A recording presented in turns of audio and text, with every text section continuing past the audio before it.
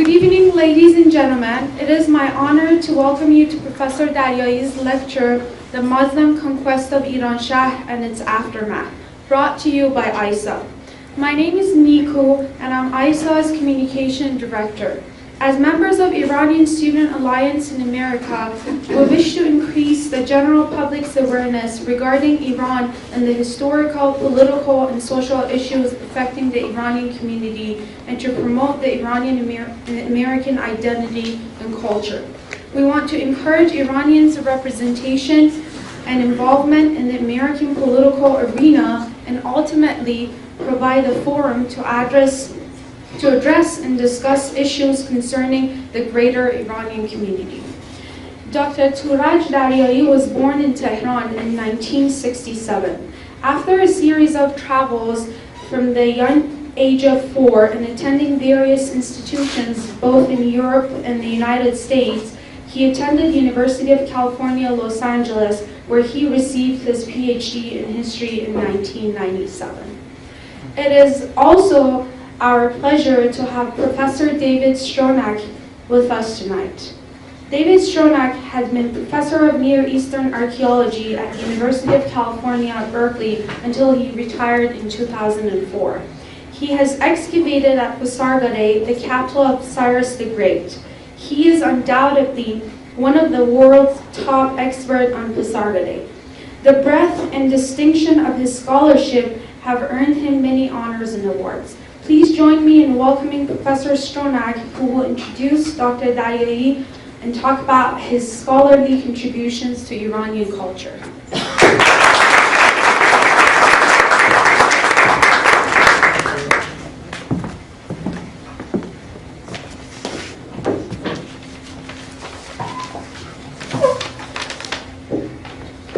Good evening. I will just add a few words to Nico's remarks. The details of Professor Turaj Daryai's curriculum vitae are decidedly impressive. Following an initial appointment at California State Fullerton, he was appointed in 2007 as the Howard C. Baskerville Professor in the History of Iran and the Persianate World, and the Associate Director of the Dr. Samuel M. Jordan Center for Persian Studies and Culture at the University of California at Irvine. Dr. Daryai is a prolific author, and apart from being the editor of the Namiye Irani Bastan, also known as the International Journal of Ancient Iranian Studies, he's the author of many books and articles. Indeed, his most recent book, Sasanian Persia, The Rise and Fall of an Empire, received the 2011 award of the British Society for Middle Eastern Studies. But above all else, I wish to underscore Professor Daryai's versatility and his integrity. He has mastered all the necessary tools for his wide-ranging research. That is to say that he is an accomplished linguist, historian, and numismatist.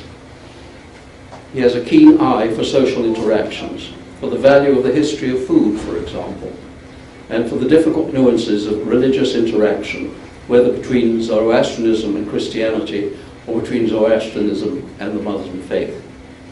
Also, not being content with studying the Sasanian Empire in all its complexity, with, I might say, an incisive and clear writing style, he's taken up the challenge of understanding the history of Iran at the moment of transition from the end of Sasanian times into the beginning of the Islamic period. I want, for those of you here who are interested in early Iran, to have a sense, in fact, of all the many tools you need in order to acquire an appropriate breadth of knowledge in this subject. And I will close by saying that we are very privileged indeed to hear Turaj Daryai on his present extremely important topic. Professor Daryai.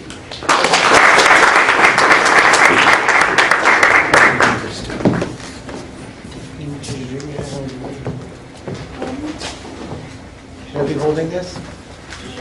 Because there's, or I could just hang it like a noose on my. How about this? Fashionable. Fashionable? Great. Ladies and gentlemen, Professor Stronach, thank you very much for that very kind, too kind of an introduction. I wish half of those things that he said were true. I try my best. It's a pleasure to be here.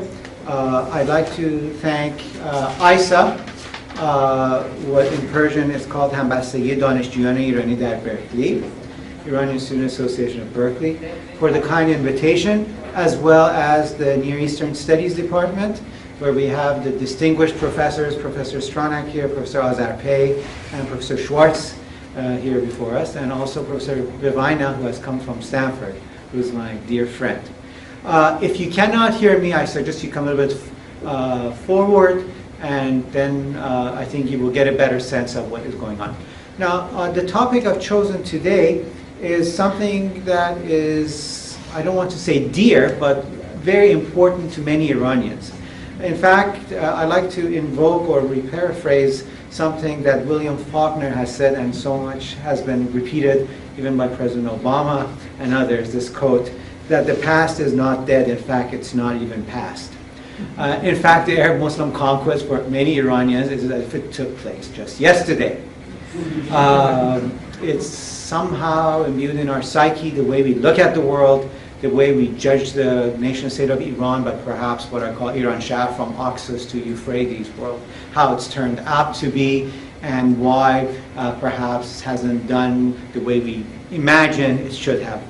And we also have in retrospect, think how things should have been or was in antiquity, and then what happened as a result of the Arab-Muslim conquest. Now, I can't really say much more than the allotted time I have here for 45 minutes or 50 minutes about all of these matters.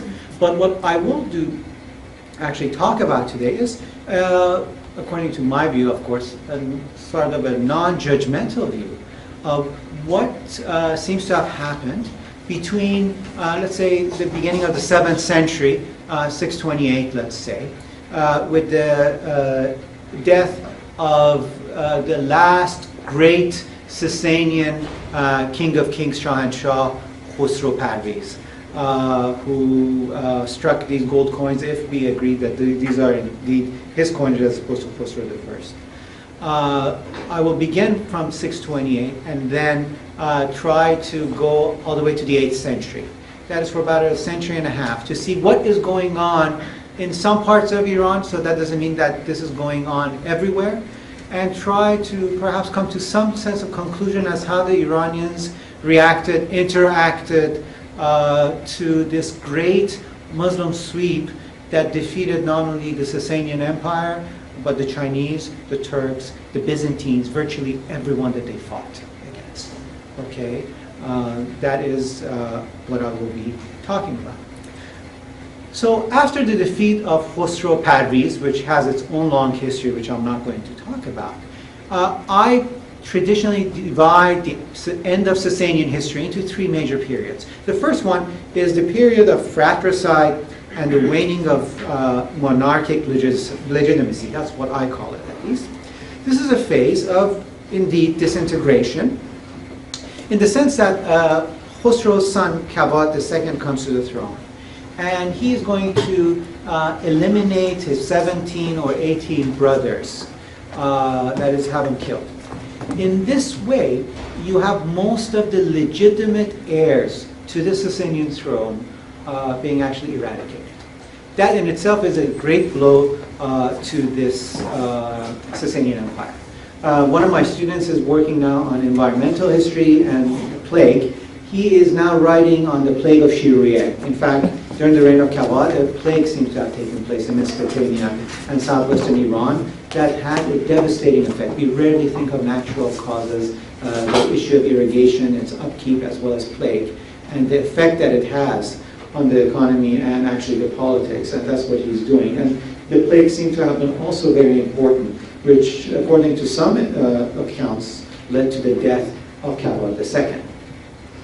And then his son Ardashir III, who is quite a young boy when he's put on the throne, where the first real coup or takeover of power by a non-member of the Sasanian family takes place.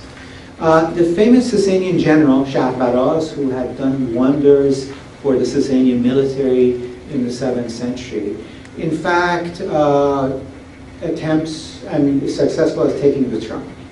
Here's a piece of evidence that we have from Sebios, an important historian, Armenian historian, which tells us that Heraclius, the Byzantine emperor, actually tells Shahbaraz to indeed take the throne. And this is, I think, unprecedented, certainly in Sasanian history.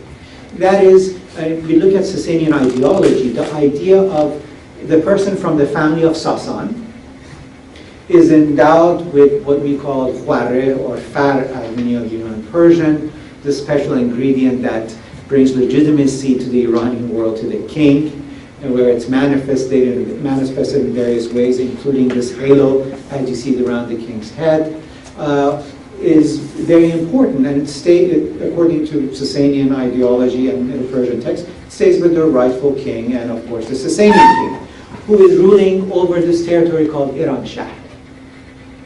And the Iranshahr, of course, is endowed with it.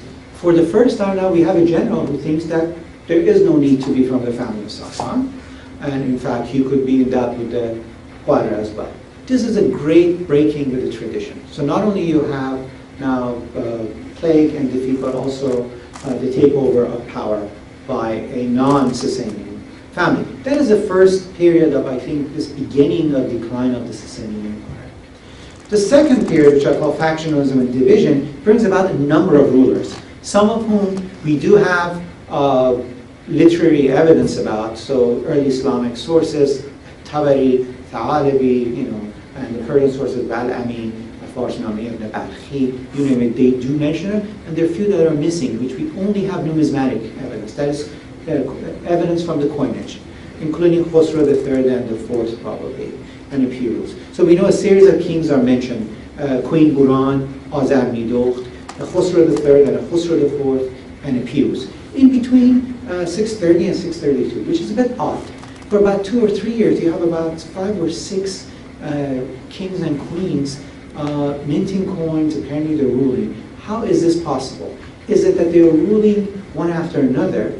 That is the traditional suggestion that is given. Now, according to my idea, that is not the case. In fact, what has happened is that the empire has fractured, where there are locations or provinces that a certain pretender to the throne is minting coins, and then you have others in Iraq or Mesopotamia and in Fars and the close areas who are the crowned king or queen minting coins as well. That is, depending on the locality, different people are claiming kingship. And many of these are generals who are doing this. The most important of these rulers of this period is Queen Buran. And Queen Buran is important not because this is a woman who's come to the throne. What is important is that she is the last ruler to try to restore order to this kingship.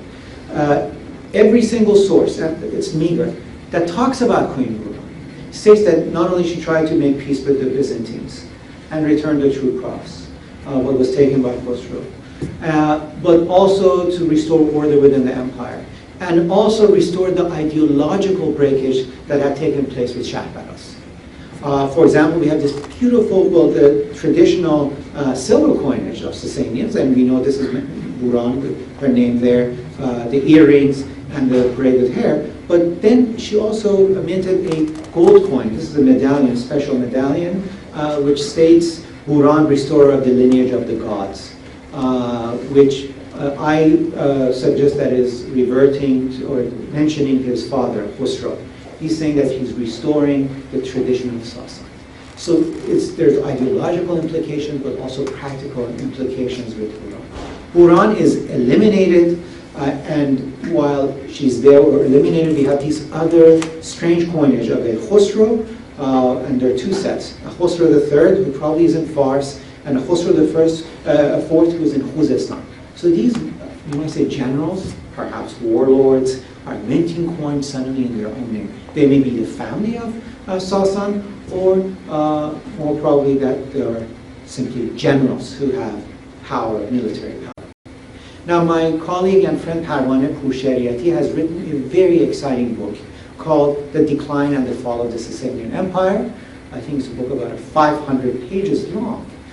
trying to suggest that indeed the reason that the Sasanian Empire fell was because the house of Parthians were the Arsacids, Farrukhzad and Rustam Farrukhzad, the general, the famous general who fought at the Battle of Qadisiyah against the Arabs, were from the family of Arsacids. And at the very moment that the Sasanians needed help to fight the Arabs, they actually pulled, you might say, the rug under them and resulted in the collapse of the Sasanians. This is a tantalizing, I think, hypothesis and very interesting in this suggestion. And we know that Azamidokht is killed indeed by one of these generals. I think the important point is there is another general here attempting to take over the throne, regardless of the family association. The third stage of this Sasanian fall is the period of Yazdegerd, the third, which I call the wandering kingship, where the king really does not have any power, moving from province to province, trying to gain support. The numismatic sources, the coinage, beautifully demonstrate his movement. His early years coinages, he rules for 20 years. The early years, we have his coinage from Fars, from Mesopotamia, from Western Iranshahr. As he moves east, those coinage, they stop being produced, and then central Iran starts minting coins. And then finally in the east, Kerman, Niyaz, and then Khorasan, or Greater Khorasan. That exactly shows where his power is. Whenever he was in this location, coins were minted in his name. And then it stopped. That suggests also to us that he doesn't really have that much of a support base. Now, there are other interesting and tantalizing ideas about Yazdegerd as well, about his character, his religious preoccupation.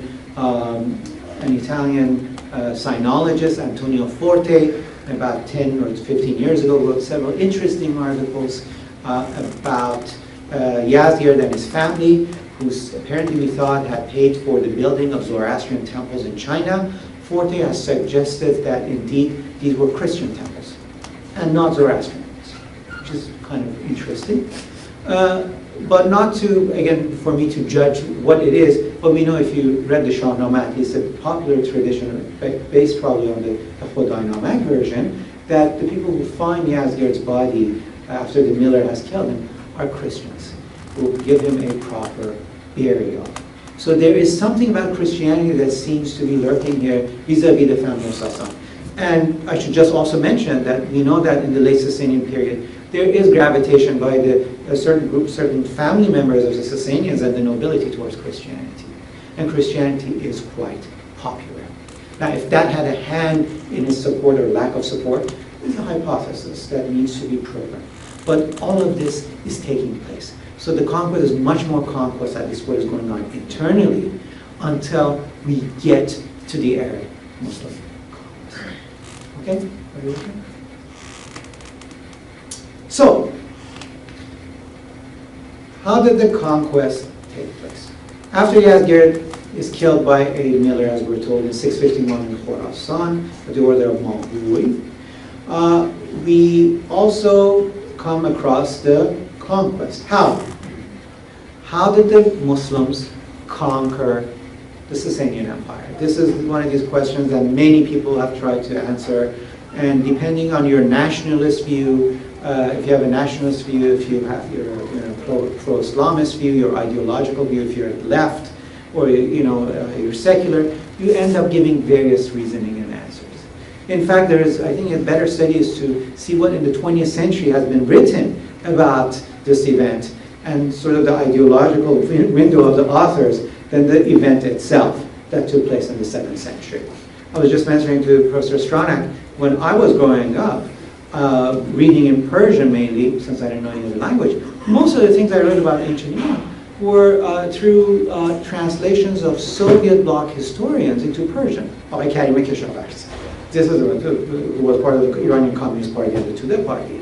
Diakhanov, Petroshevsky, the most important book on Iran, Islam in Iran, Granotsky, Paigolevskaya, all of these were translated into Persian. And that's how we saw and we came to understand not only the Sassanians but their downfall as this class-based society where the Moabites are forcing the people under pressure, and the people are sick and tired and they're willing to open the doors to the Arab Muslims. If you've heard of this common story, this is very much a nice leftist Soviet bloc historiography which was translated into Persian, and we took it, and Mazdak became this hero, right? This great revolutionary.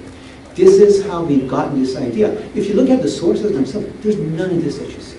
There's nowhere that says, yes, these Iranians were opening the doors to the gates because they were under a class-based society, that they were thinking of Baradari and Baradari, brotherhood and equality. No, this is the writing of historians in the 20th century that has made a resonance with our mind.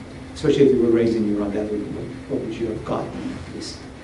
So when we come to the conquest, we do have a set of literature called the Futuh literature. And the Futuh literature are conquest texts, which discuss in somewhat of a general order as to the siege and the conquest, followed by the subjugation of the provinces and the territories, and then the Futuh in general. So if you look at Baladari and Baladari type literature, that is the typical thing that you'll get. There's a very good book written on this idea of Futuh literature, what you may really call, in Persian and in Arabic, you would call rajaz.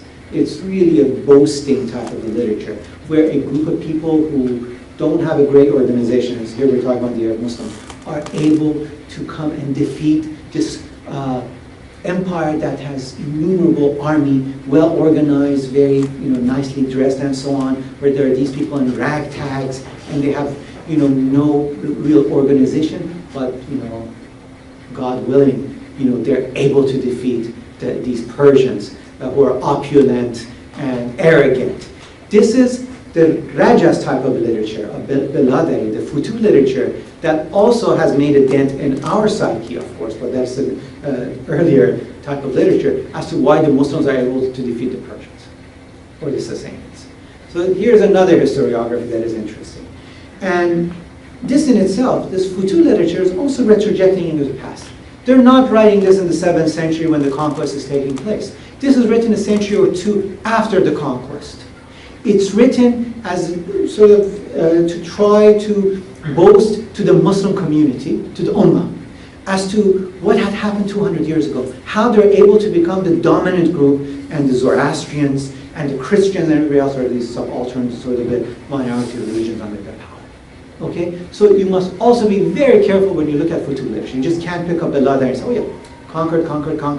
There are so many numbers of Iranians, and the Muslims are only 1/10 of them, but God willing, and a miracle happens and we defeat them. Okay, so that is the literary evidence that we have for the conquest, which is questionable. Now, what I tried to do when I was much younger, to try to look at the textual and the material evidence, the coinage and whatever we have in terms of material culture, next to each other, see the points, and try to perhaps guess how was this empire organized, at least in one province when I worked on it. How did it change as a result of this Muslim conquest? How are these similar and different in terms of reporting how the conquest took place and its result? Now, rather than talking about a 250-page dissertation, I'll just tell you in about 5 minutes, okay? Really what it needs to be done. Well, we know that in terms of the conquest narrative, we know the conquest began from Bahrain, forces going to Fars,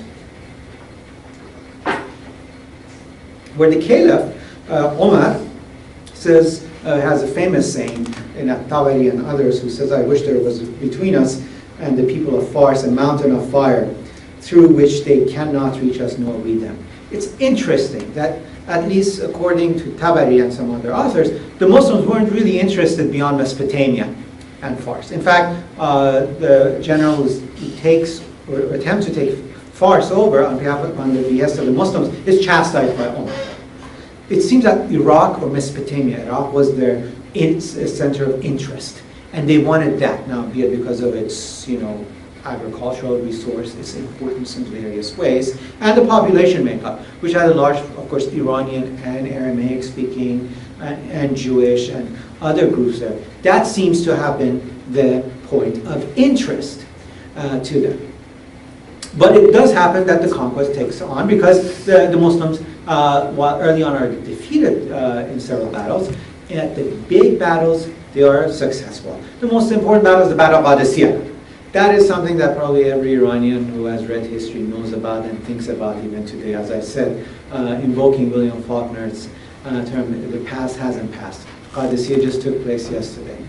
Well, it not only took place for the Iranians yesterday, mind you, during the Iran-Iraq War, if you've seen some of the graffitis and writings during the time of Saddam Hussein, he also had, I remember a French author had produced these beautiful war propaganda drawings of the Iraqis that, you know, Rostam is being, the famous Sassanian general, Rostam Farrokh is being slashed by Sa'd ibn Abi Waqqas and being killed. And under it says, as we destroyed the Persians, you know, 1400 years ago, we are going to defeat them again. Now, the French author didn't know that this Rostam is not the famous sort of Pahlavan Rostam in the Shahnameh. So this is the great Shahnameh, person. In fact, Saddam Hussein probably was talking about, this Rostam. So this also gets played not only in the Iranian world, but also in the Arab world and during the time of the Iran-Iraq War. So this has high sort of ideological, I think, value for either side. The battle that really puts an end to the Sasanian Empire is the Battle of Nehavand in 642. We have the famous Mardan Shah, who has a very interesting career, a general who fights in Khuzestan, who fights at Nehavand, who's taken prisoner, taken all the way to Mecca. He becomes Muslim. We're told that he actually gives some secrets on how to fight the Iranians. By the way, we should also mention that there were Iranian elite cavalry that did join the Muslims. So from Iraq and Khuzestan onwards, it wasn't only Arabs conquering the Sasanian Empire. There were Iranian elite cavalry who were also joined in to conquer the Sasanian Empire. You might say, how could these Iranians do this? Well, we're living in the post-19th century, 18th century nationalist days, okay? For us, that seems sort of strange. But if you think of group solidarity and their interest, you could switch sides easily if you could keep your status and power and your wealth. That could happen. And Mohsen Zakeri has written a fabulous book on the Ayyarun and the Sasanian elite cavalry, which, if anybody's interested, convincingly has shown this, I think, without a doubt. Now, this conquest, I'm not here to say that it was a jolly event. No conquest is jolly. In fact, what happens is Mardan Shah is killed, by the way, once Omar is killed by Omar's son. Rai, the city of Rai, we're told that accepts to pay jizya of 500,000 dirhams or taxes. Ardabil about 100,000, and it's at the time that Yazgir has gone to Kerman, Sistan and Mardan has been murdered. So as Yazgir is moving up to Khorasan, these provinces are accepting to pay jizya and whatnot. And I'll talk about the methods in which the Muslims and the Iranians dealt with each other during the Islamic conquest. There were various avenues of contact and decisions to be made. But we know, according to the historical sources, literary sources, for example, if you look at the province of Fars, which I know a little bit more, the city of Estakh was conquered between 648 and 649, 2 years before the death of Yazgir. The city of Gub, Firuzabad, 649, 650. Shiraz, 640, 641, much earlier. Darabgir, 643, 644. So there are various dates given for the conquest. Now, I have problems with all of these dates. What does it mean that a city was conquered? Because we know several of these cities rose up. Every time it was conquered, there was slaughter. For example, Estakh is the most famous one. I forgot now who mentions that 40,000 nobility and just cavalry are killed from the city of Estakh. The blood sort of flows into the street, we are told. I think Estakh mentions that. In Fars, there are these round figures given, 100,000 that are killed. And so what I think we can see in the literary sources is not the numbers that are true, but there's constant revolt and resubduing of the cities. That is, a city either loses or agrees to pay their taxes to them. And then they install an Amir, the Muslims, and then the people revolt and kill that Amir. The Muslims come back again to squash the revolt, and then killing goes on. And this is going on all through the 7th century, between 640 to 670. For about 30 years, about 3 decades, this is going on. But especially when Yazdgerd is alive, and I think the century after that. Now, another evidence for us, beside the literary sources that sometimes may not be the best source, are the, as I said, the coinage, the numismatic sources. Not only the Sasanian ones, but what we call the Arab Sasanian, especially the anonymous Arab Sasanian. So this is a Sasanian, this is an Arab Sasanian. What is the difference? Well, it has a legend of Bismillah here. Well, this one is a bit later than anonymous. Hajjaj ibn Yusuf's name is actually written in Arabic, but before this we have the name of the Amirs written in Pahlavi on these coins, which is again interesting. And the image of Khosrow, the sacred fire altar, the king's fire altar, is still there. But this is an Arab Sasanian coinage. This is a coinage that the Muslims have. By tracing these coinage, we know what years the Arabs were controlling that city, and then you get actually a non-Arab Sasanian, a Sasanian one on top of that. That shows that people have revolted and are minting this other coinage. This way gives us a very interesting view of things. I have, just to, again, as I told you, put this 200-page thing short together. If you look at the last years of Yazdgerd's coinage with that of the earliest Arab Sasanian coinage, and compare it with historians such as Tabari, Balkhi, and Baladari, three important sources for the dates that the cities of Ardashir Khore, Bishapur, Darabgerd, Estakh, Azami Kobad, these are cities in Fars. As to when they were conquered, you come to some very interesting conclusions. And this is what the conclusions are. Dates given by the literary texts, Baladari, Tabari, Estakhri, Balami, and others, for the conquest of the following cities are always earlier than the anonymous Arab Sasanian coinage.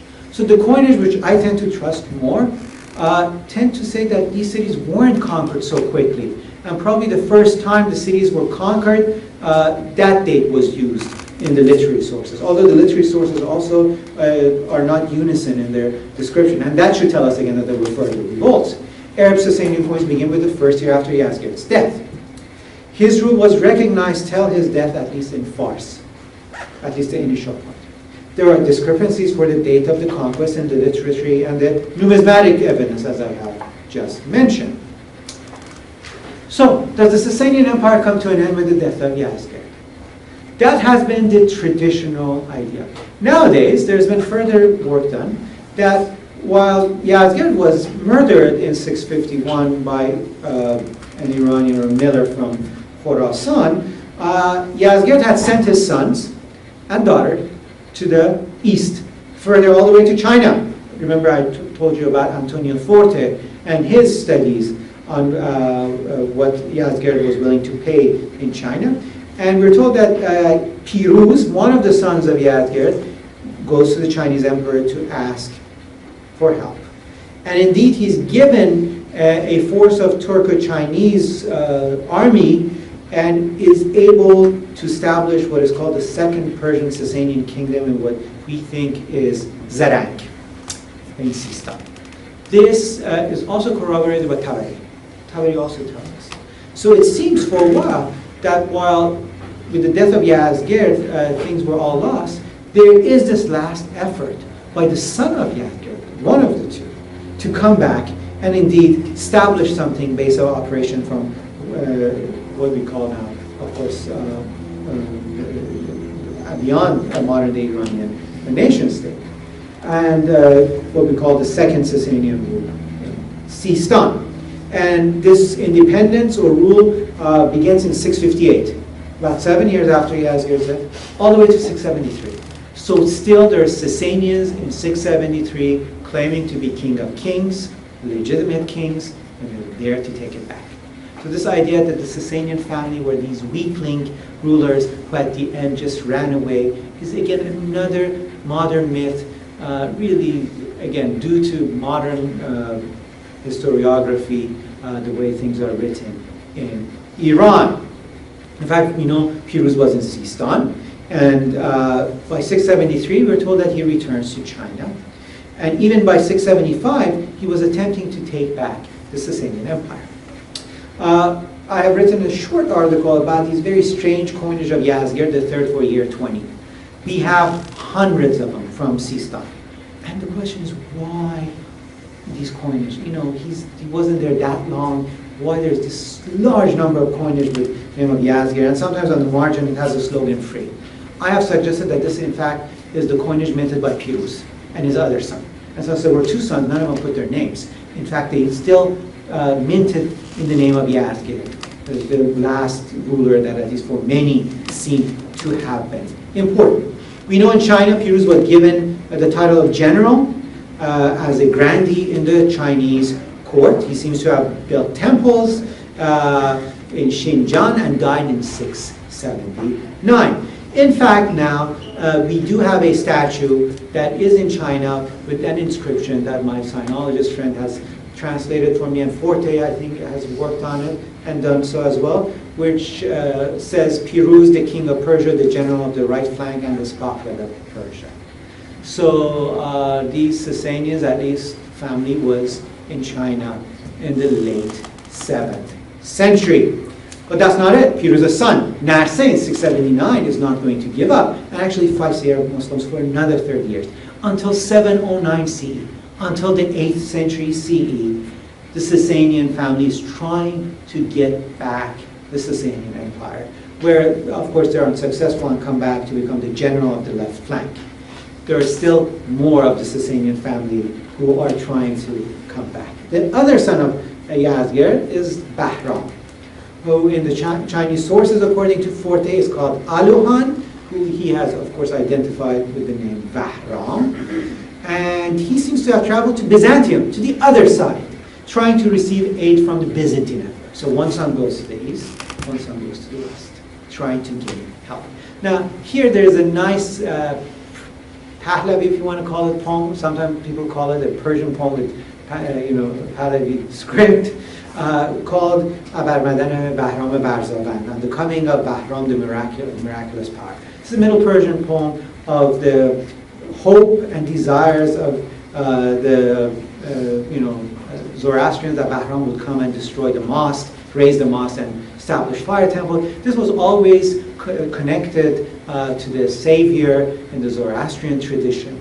Now, I think at a conference, others, including Carlo Ceretti, has shown that this, in all probability, is, in fact, Bahram, the other son of Yazgir, who is being seen as the great savior, as he has gone to the west. In fact, in the Bundahishn, an important Zoroastrian encyclopedic source, it is mentioned that when the Romans arrive and organize the rule for a year, at that time from the district of Kabulistan, right, from the east, someone will come whose glory is from the family of the lords. They call him Bahram. So it may be, again, a reference in the Bundahishn also to this other son, rather than the savior that we see in the Zoroastrian tradition, and the two traditions perhaps coalesce together. Okay, that is what seems to have happened. Here is part of that text on the coming of Bahram, the miraculous Bahram. So when will he come and save Iranians and see what the Arabs have done to this fragrant gardens of the Iranians that they have taken, so on and so on. So that's something that very much in the nationalist circles of Iranians regarding Arab conquest. If you want to get its ancient text, just go to this poem and you'll see exactly what these people are thinking of the Arab Muslims, probably in the 7th or 8th century.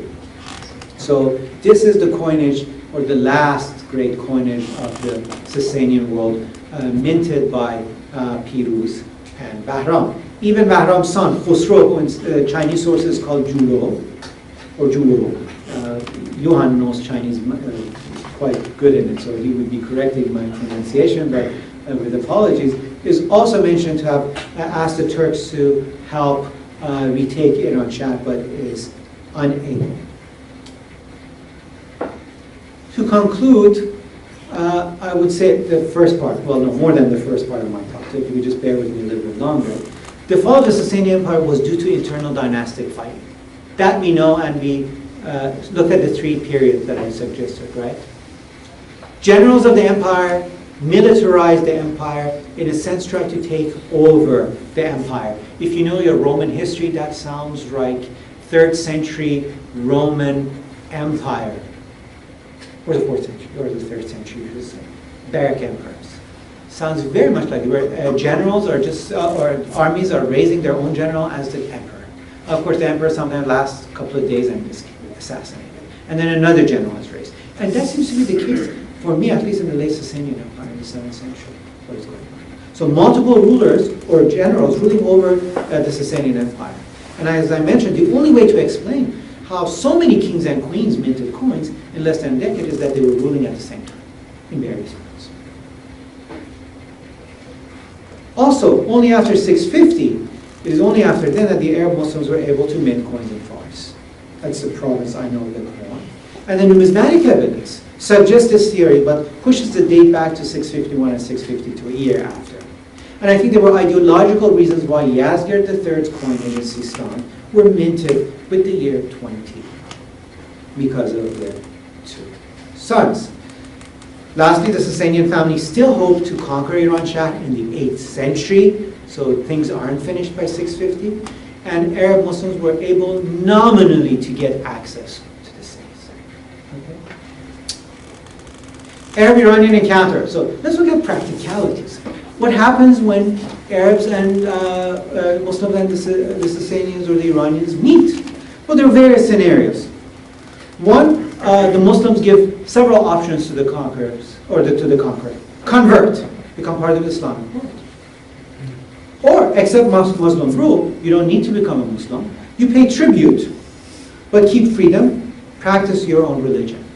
But you can't do this once you fight, mind you. Either you submit right away. You can't fight and lose and then say, okay, I'll pay my jizya. By then, you probably are taken into slavery, or your women and children, all sorts of nasty things come to you. It might be, again, like the Romans, what they did to the Carthaginians and sort of these imperial forms of terrorism, I would say. Or you could resist and fight, which ended in death, slavery, and paying even more for their release. That was even worse. And so these were the options that were put before the cities that were ruled by Ostandar or the Shahdars, or sometimes the Magi or the priests. So it depends if there was a Marzban, if there was a Magi or the Mobet, that is a priest who was in charge, or a general protecting the province or the city, to decide to pay a poll tax, to pay tribute, or fight and die. And we have various versions of it, depending on the locality that we're looking.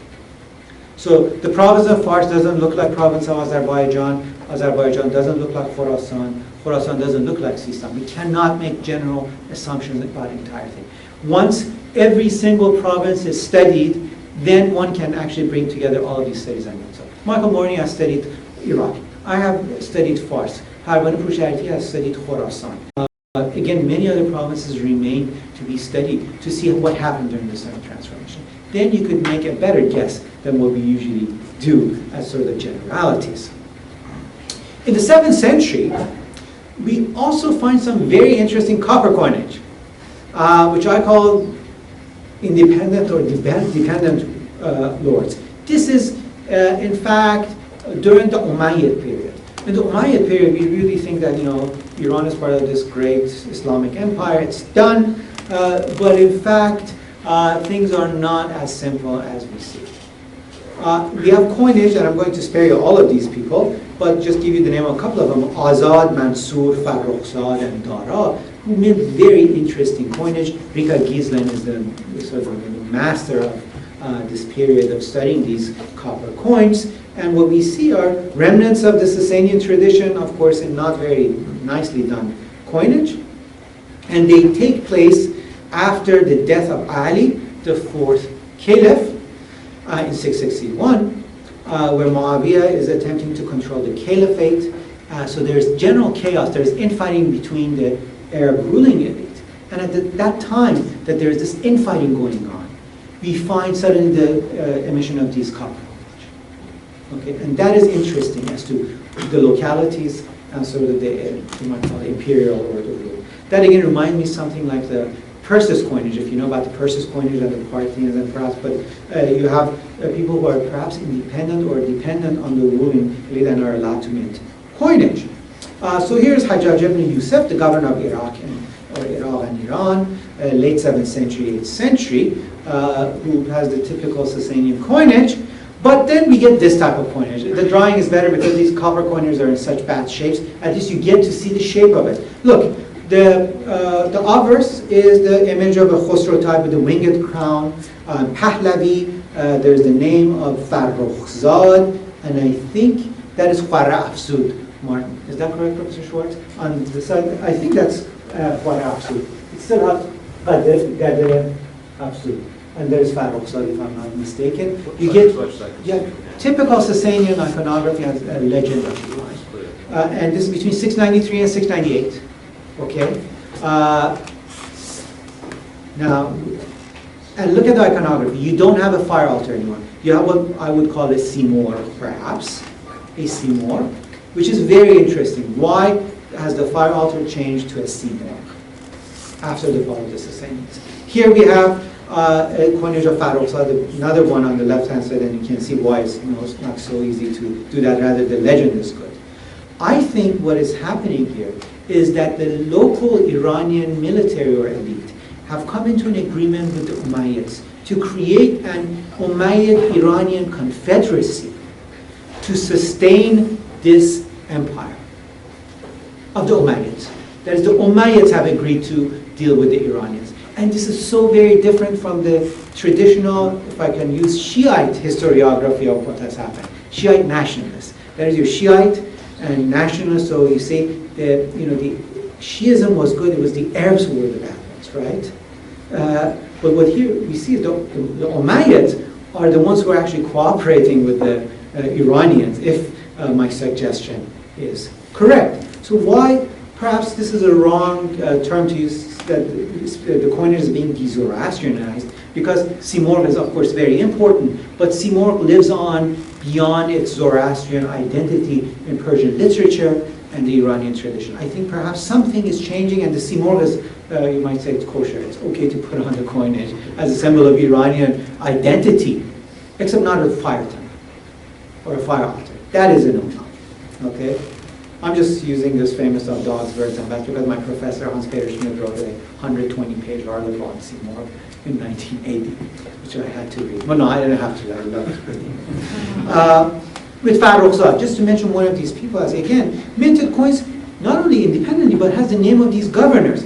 Muhallab ibn Abi Sofra, in Tartus, in Ardashir Khore, and with Hajjaj ibn Yusuf in Bishapur. So these governors and Farrukhzad are minting coins together. This is fascinating stuff. And that tells me that they have come into this cooperation. Here's a coinage of Muhallab ibn Abi Sofra. Very much Iranian. Very much an Iranian coinage. Looks a bit, crooked coin on the iconography, but in Ardashir Khore, Bishapur, and Saq, we find these very interesting coinage of the two, perhaps. This is a Khosrow type coinage, of course, if you know Khosrow II special type coinage. Dara is another one of these fascinating people who has the legend Azad Bishapur, which I suggest that says Bishapur has become free. And has the, again, legend increasing glory, Khwara Afsud. And here you have a ram shown on the back of the coinage. What does that signify? Well, Professor Azarpay knows best here, and all the Iranologists, but it's a symbol of Khwara or glory. And that is one of its manifestations. If you take in Pahlavi, the first text you read is Karname Ardashir Babakon, you know that the ram was chasing the horse of Ardashir, and that showed that, of course, glory was all the way. So what we could conclude is that the Arab-Muslim conquest really did not end the resistance in Fars. What happened is that the Umayyads appealed to the local lords by making co-regency possible, with a period of what I call Perso-Arab cooperation, emerging between 680 and 705, until the 8th century. And just to give you this last time, Umayyad claims is very interesting. One of the Umayyad rulers, and this is not the coinage of Yazid III, but of course the name Yazid evokes all sorts of ideas and some of our thoughts. Yazid III, in fact, is said to have been the son of Walid and a noble Iranian or Sassanian woman, and in his genealogy claims that I am the son of Khosrow, my ancestor was Marwan. So we've already seen this Irano or Perso-Arab sort of cooperation and becoming one, and in terms of ideology of rulership. And it's with the Umayyads. It's the one that we farthest think that would have or be amiable to this Iranian rule. So with that, I'd like to end.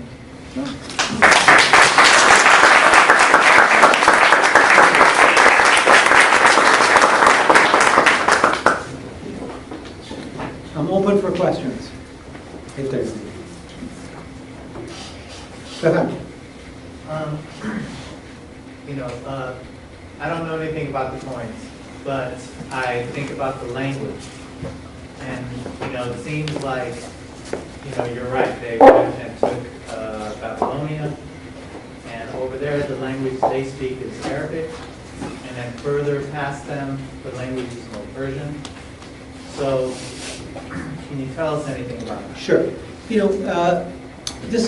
Language diversity is an important issue in pre-modern times. We should remember the idea of a national language is a modern phenomenon. This is a modern phenomenon. Not everyone spoke Persian. I would contend actually what the Sasanians do, by the end of the Sasanians, they've actually Persianized the region all the way to the Oxus, where Persian becomes this language and part of this identity of what I call Iranshahr, which is so very important. With an epic behind it, an idea of Iranian, mores and values that is going all over the place. But we should remember they're Aramaic speaking, not Arabic speaking, perhaps understandable to some extent. There are Jews living there, right? There are all sorts of people living with so many different languages, okay, and they're interacting with each other. And we hear of certain language differences within the provinces as well, and so there's variety.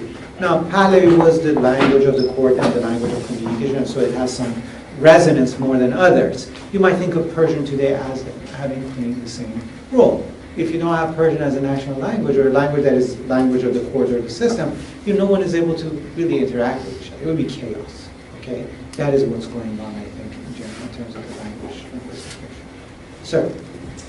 So you mentioned that sons of Yazid tried to fight back or rule for 60 years, all the way up to 705. And also the fact that you said Umayyads and Iranians were actually working together. So what prevented the Yazidi sons to take it? Sure. You should remember that these local warlords don't have similar interests as the sons of Yazgird, perhaps. We should remember that is an imperial mentality. The king or the son of the king, the prince, the crown princes want to take the country back. That doesn't mean the military men, those who have local power, want the same thing. They want autonomy, they want to have their own power regardless of who's in charge. So, you could have different interests and fight at the same time and cooperate.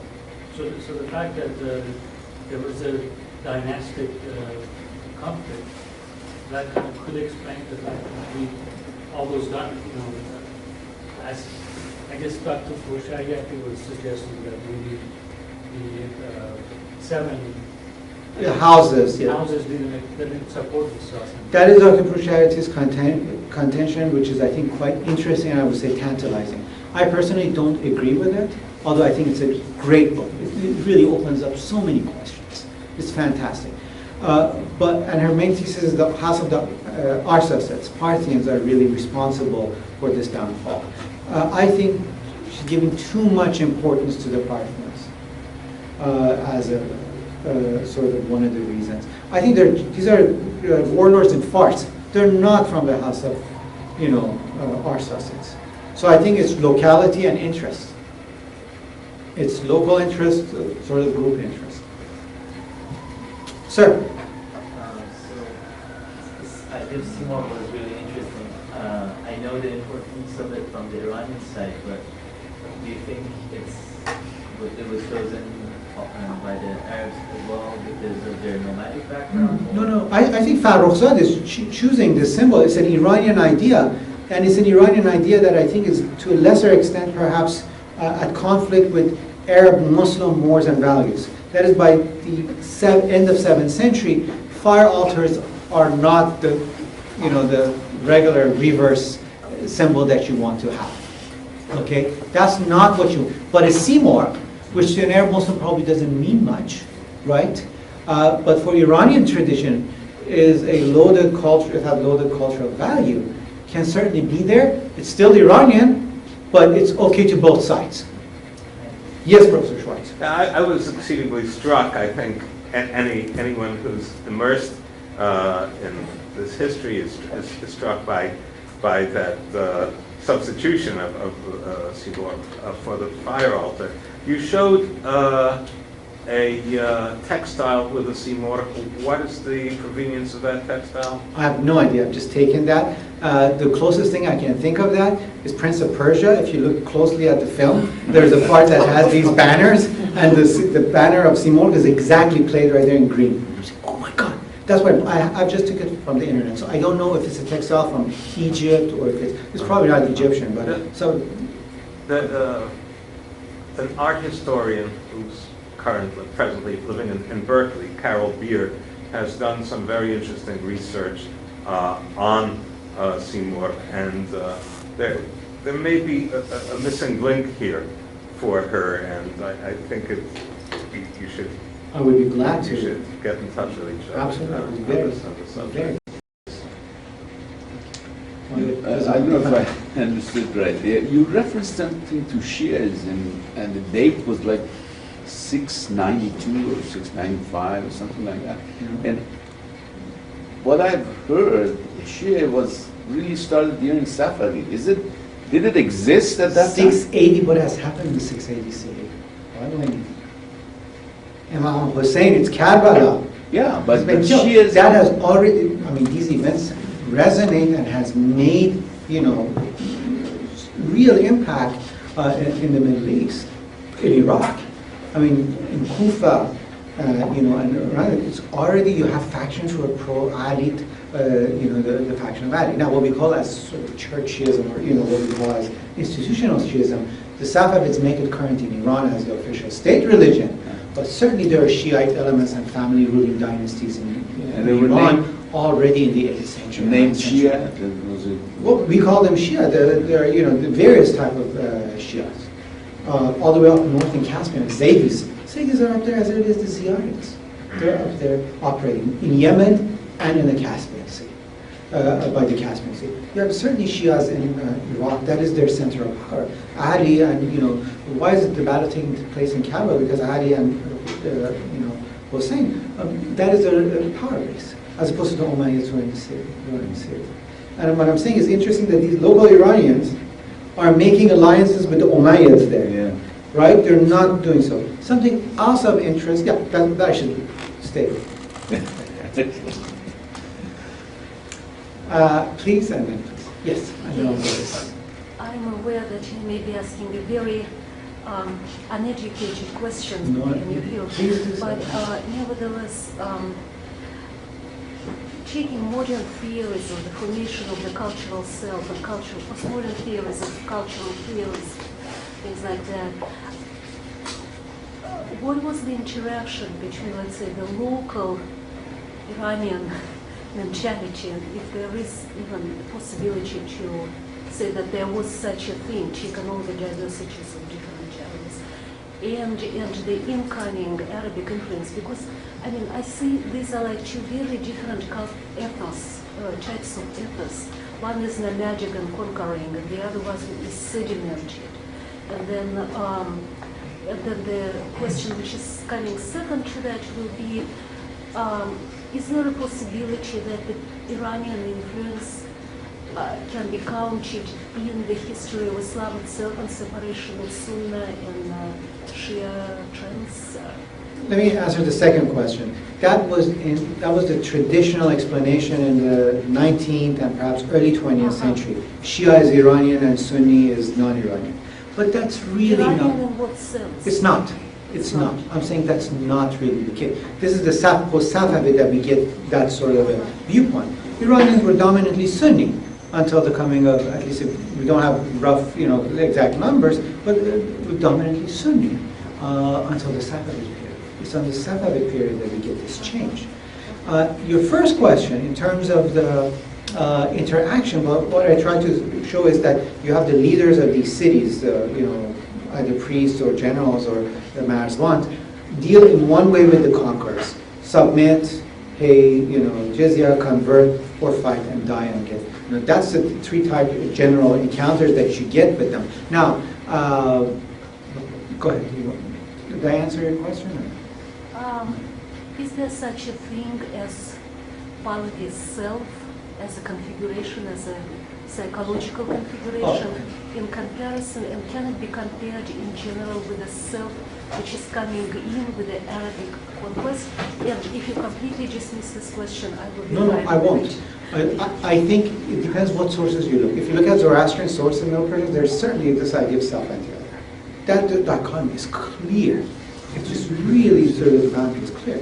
Now, does that mean that's exactly what played out? We can never tell. We're making assumptions. We need hard evidence. And one text here saying one thing and one text saying that doesn't really tell us anything. It's not that clear. Sorry, sir, and then I have to go here. Yes? I was going to say, what do you think the Safavids did? I mean, why did they choose to go become Shiites? I'm not a Safavid expert. I leave that to the Safavid experts. But I think in the 13th, 14th century, you have a rise of militant Sufism from North Africa all the way to the Iranian plateau. And what you're getting is you get militancy of Sufi orders, where the Safavids, I think, also attached itself to it, which made it one of the dominant groups in there. But that's all I'm going to say, because I shouldn't really say more than I do. Final, please, yes. Well, I have two questions. One is that, do we have any literature on what the people, the common people, or the commoners are feeling or talking about at the time of the conquest? No, because... Who are they siding with, if at all? No, what we're getting are texts from the Muslims, these Futuh literature that say we came and conquered. Then you have Zoroastrian texts written a bit after the conquest. These people have come from hell. They look horrible. They want to, they bury their dead. They eat their dead. They kill people. The worst thing that has ever happened to Iranshahr, in its history. Probably it's the end of the world. Please, the Savior, come and just put an end to this misery. Okay? So you get a religious view of a group that was probably the dominant group of these new conquerors who are now the masters. And then you have the conquerors who are saying, look, the few people we came and killed everyone. Now, the common people, we don't know. I mean, unless there was Zoroastrians, we would suggest that that is what their viewpoint is. But we really don't know what the common person here did or felt. I gave a talk at UCLA, I think, last month, and there was this issue of, I talked about Iranshahr, this idea of Iran and an identity that I think comes about with the Sassanians and goes all the way through until the 12th century. It's really there. They said, what about the common person? Well, when we look at, we were talking about Roman history and so on, as my colleague said, we look at the elite. These are the people who leave us writing. Okay, it's not the common people. Now, of course, we do have letters of mostly economic transactions, and I think the largest group is now at Berkeley in the Bancroft Library. How many are they, Professor? I forgot, about 240? No, close to 300. 300 documents. These were letters sealed and signed that have come to light, that Berkeley has it, from about late Sasanian to early Islam, right, 600 to 800. That tells you, oh, please, Morwai, go buy some oil, get this jug of oil and give it to so and so. I'm worried about you. Write back to me what's going on. So also this idea of a Dogan Sukut, 2 centuries of silence that Iranians didn't write, is completely false. We have Pahlavi documents all the way to the 8th century. Also, they're selling wine and exchanging wine. So we know Islamic law did not apply in the 7th century to the Iranians, at least from this place, which seems to have been, according to Jinius Surah Nabad, that is Qom, what is modern day Qom, where there were all these wineries that people were selling wine. It didn't actually apply there in the 7th and 8th century. So then Muslims didn't come with doors and say, okay, no drinking. That is not what seems to have happened. Okay. Please. Somebody have a question here? Please, sir. And we'll go back. Yes, in regard to Shiism and Sunnism, I heard a version of this having to do with the fact that Iranians couldn't just subscribe to the caliph being the ruler, because they highly valued his blood linkage as far as the kings were concerned. So they went ahead and said, okay, the Prophet Ali was his first cousin, his blood was in his veins, and so on and so forth with his children. And that's why the Shiism really had its foundation early on, because even though you said most of the Iranians were Sunnis prior to the Safavid dynasty. So I don't know if That's a nice version that we also in Iran have grown up with as a tradition. But if we look at, I think, early sources, there's nothing there that tell us that the Iranians in mass or in general have that type of interest in this sense. Okay, sir. Yeah, question about the coins. I mean, if I kind of correctly what I saw from the coins you showed, most of them were just only either in the Arabic script or in the Pahlavi script. I mean, have you seen mix of those things? No. What you get, Arab names written in Pahlavi. The intermediate period is there. So before Hajjaj ibn Yusuf, Ubaidullah, I forgot his last name, Khorasan, his name is in Pahlavi. A lot of these people are writing Arabic names in Pahlavi. So any coin is either fully in Arabic or fully in Pahlavi? That's right, there's nothing in between. Sir?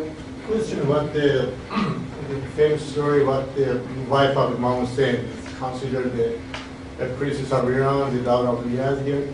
Is it true or is it just... Well, Allahu Alam.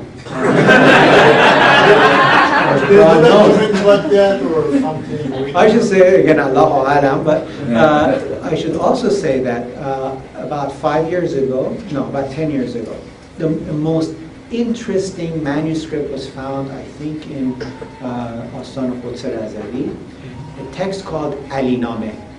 This is a Shiite epic about Ali and his family, written in Persian about 20 to 40 years after the Shahnameh, which in fact is a dialogue or sort of interacting with the Shahnameh. At the end saying that, look, this Shahnameh thing is just story and fables of these people. If you really want real stories, you have to come to the Epic of Ali, which has this tradition. So the earliest one is at least 40 years in Persian after the Shahnameh. So it's 11th century. That has just been published. I've seen the manuscript being published, and I think it is in work to have the edited volume, which has all sorts of interesting Irano-Shiite tradition, including that one, which became a popular story where everyone was saying, well, this is a later tradition, and written about. Mary Boyce, I think, has written something about Bibi Shahbanu and these ideas as well, but we now even see it all the way in the 11th century as a textual Persian tradition as well. But again, as I would say, Allahu Alam. I have no idea. Sir, and sir. You touched just a little bit on, the modern nationalist paradigm. When we look at these conflicts as something as, Iranian culture, Arab culture, have been historically coming into contact and fighting, and, it was in this geographic context. But at the time of these conquests, was that kind of ideology existing among the people where, it was defense of everything that is Iranian versus, this scary Arab culture, or was it just a question of warfare, geographic, Well, it depends what source and what period you're looking at. Zoroastrian texts are really clear about this. Arabs are bad because they've come and conquered. They've taken what belongs here. There are Iranian values that they are defining. Okay, so that is clear in terms of what you see in 8th, 9th, 10th century Zoroastrian Middle Persian texts. You can't get away from it. Okay, so there's that. Now, Arabs and Iranians being in contact, they have been in contact much longer than that. Much, much longer than that. Sassanians, in fact, the first people to settle Arab tribes in the Iranian plateau are not after the conquest, but during the Sassanian period. If you just simply pick up Tabari, it says during the time of Shapur II, when he goes on a rampage and destroys, the south of the Persian Gulf, and kills a lot of the Arabs when he takes the title, he's given the title of Golaktaf, right, the piercer of shoulder. What is he saying? He's killed a lot of Arabs, and then the typical Near Eastern idea of displacing tribes and people. In Kerman, further up north, and in Fars, wholesale Arab tribes are settled. So Arabs are in Iran.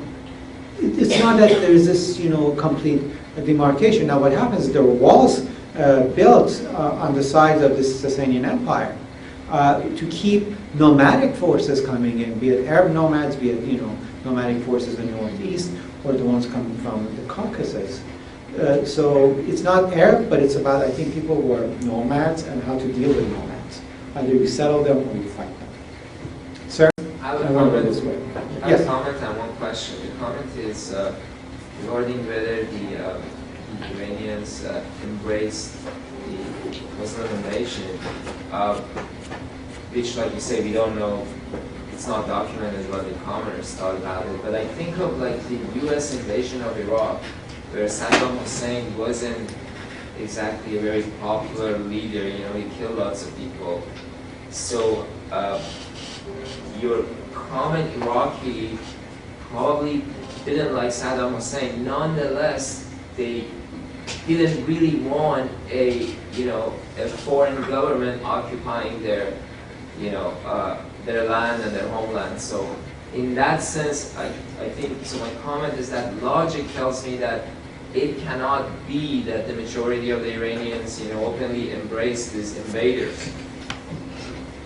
And my question is, how about the culture of people during that era, that end of the era of the Sasanians? Like, for example, did they have slavery in Iran at that time? Okay. They had it later, but they the way you're going, I mean, I could pick your ideological sort of thing, but the idea of slavery, certainly in Mesopotamia, we have legal text that people could own slaves. You had bandag shahri, Iranian slave, and you had bandag an-shahri, non-Iranian slaves. That is clear from Madigan Zardadistan, for example, the 7th century minutes or proceedings of legal cases. Certainly there was slavery. Slavery was quite common in Eurasia.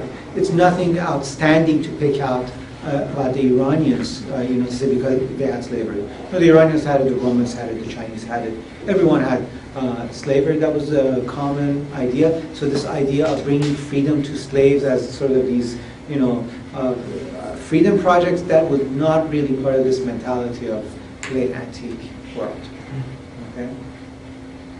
Let me go this way, sir. And yes. Lack of literature from pre-Islamic era is often being blamed on Arabs during libraries and all of things. What's your idea about it? My idea? Okay. Not that it's the last word there.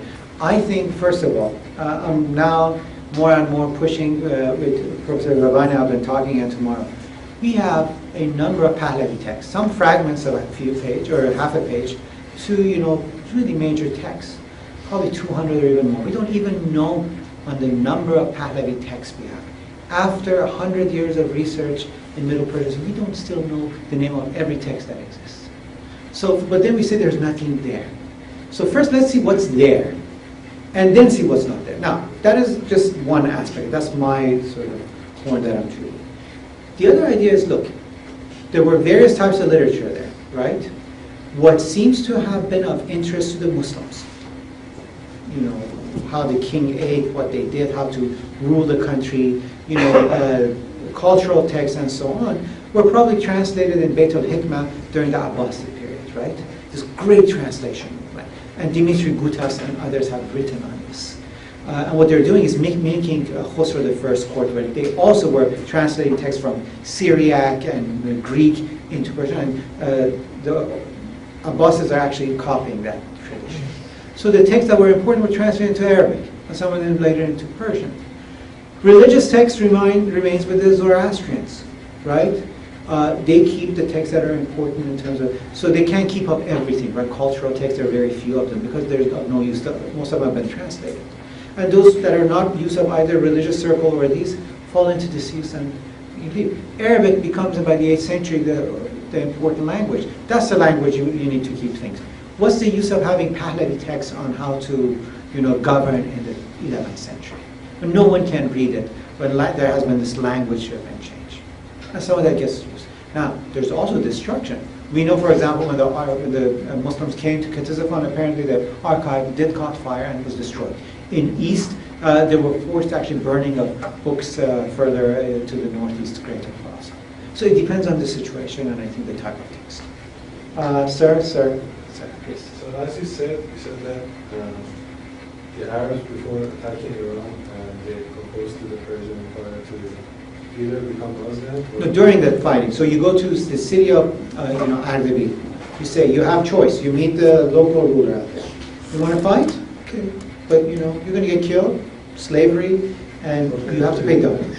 Or you pay tribute, we'll let you have your religion, that's fine, just give us tribute. Or just become Muslim and, you're part of the religion.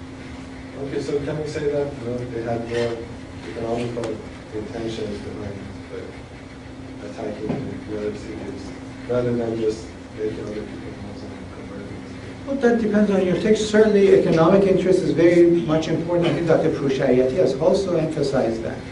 That's the economic interest, of course, that here is at play as well with the Arabs and these people. That's certainly viable. Sir?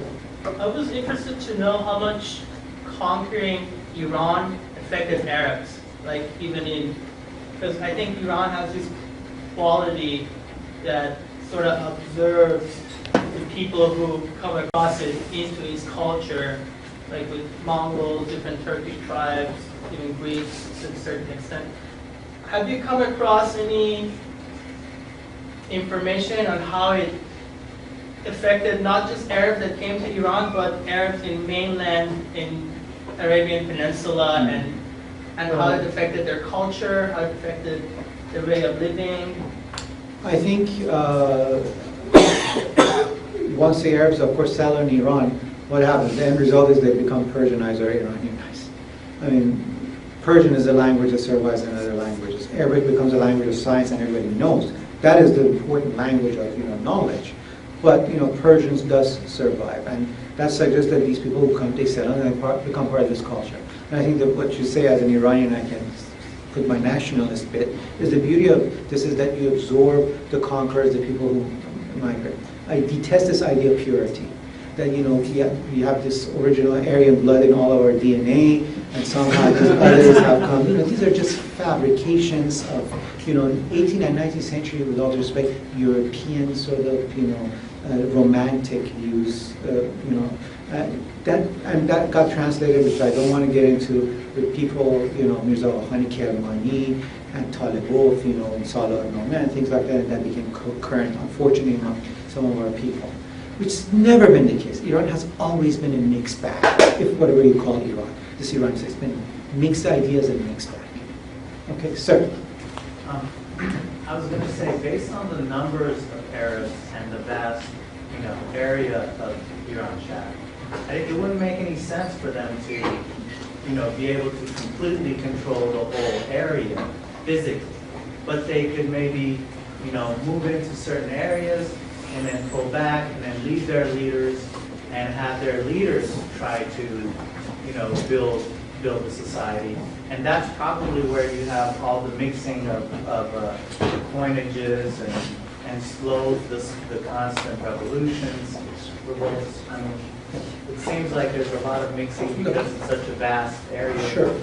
Sassanians are an urban society, and they're created really on the force of creating cities, and they do a number of them. If you always fly over Iran, you'll see that, it's to a large extent it's barren, not that it's always like that. It's these cities that are important. Remember, how many major cities do you have? How many of these cities can you control to say you control Iranshahr? Of course, you're not controlling every village and everything. You control the major cities, right? You control Iranshahr, okay? So I think that's the short answer to the long one. Sir in the back, and then I'm going to come down and go here, and then I'll stop with you. Yes? So, about this kind of re-emergence of kingship in Iran, what was the extent of the rule, and why is this in Jordan? Oh, because, Umayyads are centered in Syria and, what we call sort of modern-day Jordan, and Qusayr al-Amra, you have this wonderful, this is sort of more of a propaganda piece, so you have these 6 kings or rulers who are submitting to the Umayyad rulers. In a way, the Umayyads are trying to portray themselves as this continuation of this tradition, and of course Yazd or Khosrow, whoever that is one of that. So you still find that under the Umayyads, you have sort of a nice Hellenic and Iranian tradition surviving. I want you to get out of this mentality, not you per se, but in general. The Arabs come, devout Muslims, destroy everything else, they're just praying all the time and they don't care about anything. That is not the reality of what we're saying here that is going on. Okay? It's much more complex, depends on who you're talking about. The Khawarij, if you're talking about the Khawarij, they're very different in how they deal, not only with non-Muslim, but also Muslims in early Islam, right? But the Umayyads are not, this is part of this imperial sort of. What was the extent of like the Iranian kingship, just because you mentioned?